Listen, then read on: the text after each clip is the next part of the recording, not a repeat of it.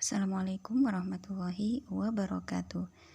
Bertemu lagi dengan Ibu Husnun di video pembelajaran kali ini.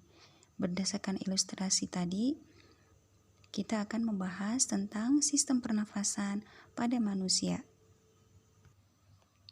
Tujuan pembelajaran pada materi ini adalah yang pertama, menjelaskan pengertian bernafas atau respirasi. Yang kedua, menjelaskan organ pernafasan pada manusia.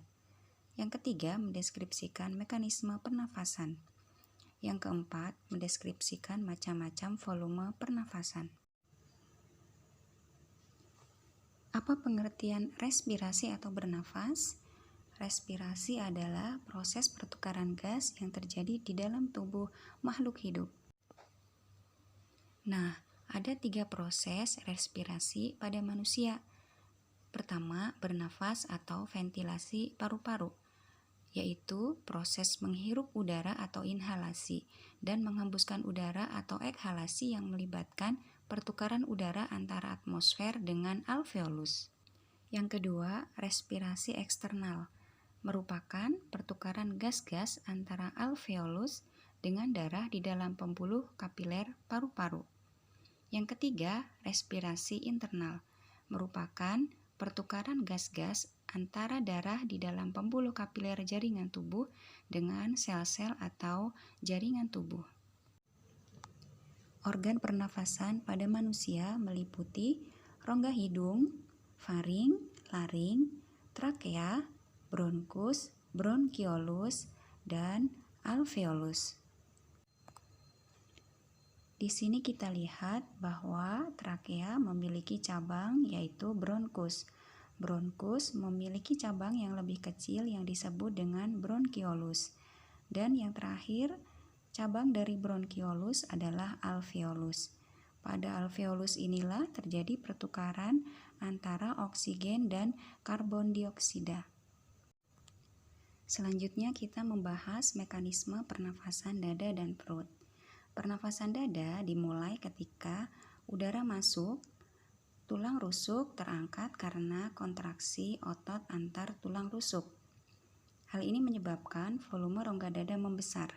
Fase ini disebut inspirasi. Ketika udara keluar, tulang rusuk turun karena otot antar tulang rusuk berelaksasi. Volume rongga dada mengecil. Fase ini disebut dengan fase ekspirasi. Pada pernafasan perut, ketika udara masuk, otot diafragma menjadi berkontraksi. Diafragma menjadi mendatar. Hal ini menyebabkan volume rongga dada membesar.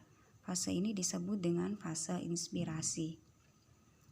Ketika udara keluar, otot diafragma berelaksasi.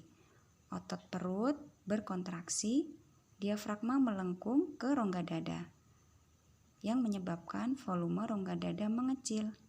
Fase ini disebut fase ekspirasi. Selanjutnya kita membahas macam-macam volume udara pernafasan. Yang pertama adalah volume tidal, yaitu udara yang dihirup dan dihembuskan dalam keadaan biasa, sebesar 500 cc. Yang kedua adalah volume cadangan inspirasi atau komplementer, yaitu udara sebanyak 1500 cc yang masih dapat dihirup lagi dengan cara inspirasi yang maksimum setelah inspirasi biasa. Yang ketiga, volume cadangan ekspirasi atau suplementer, yaitu udara sebanyak 1500 cc yang dapat dihembuskan lagi pada ekspirasi maksimum dengan mengerutkan otot perut kuat-kuat. Yang terakhir, udara residu, yaitu udara sebanyak 1000 cc yang tidak dapat dihembuskan lagi dan menetap pada paru-paru. Kapasitas vital paru-paru atau KVP adalah volume udara tidal ditambah volume komplementer ditambah volume suplementer, yaitu sebesar 500 cc ditambah 1500 cc ditambah 1500 cc. Totalnya adalah 3500 cc. Nah, sedangkan kapasitas total yang dimiliki oleh paru-paru adalah KVP ditambah udara residu, yaitu 3.500 cc ditambah 1.000 cc.